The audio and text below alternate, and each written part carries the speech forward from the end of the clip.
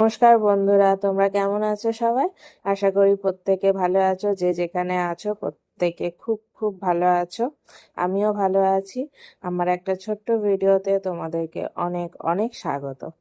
আজকে সন্ধেবেলা থেকে ভিডিওটা স্টার্ট করেছি।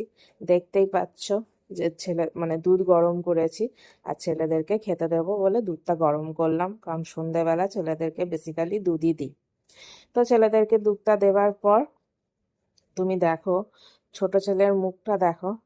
বড়টাকে দিয়েছি, ওর কোনো অসুবিধা নেই, কিন্তু ছোটটার মুখ দেখো। ওর দুধ বিস্কুট খেতে খুব বিরক্ত লাগে, ওই জন্য মুখটা ওরকম করে খাচ্ছিল, আর একবারও ফোনের দিকে তাকাচ্ছে না, দেখেছো, ইচ্ছাকৃত।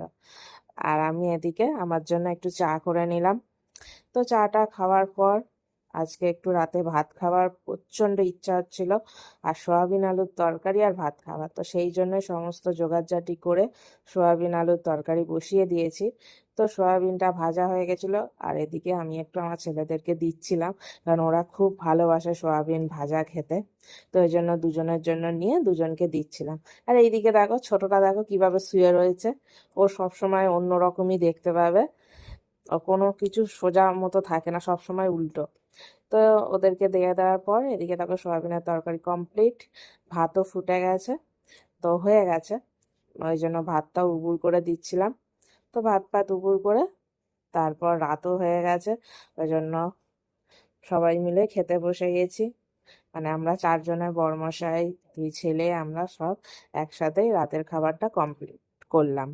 তো চলো টাটা বন্ধুরা।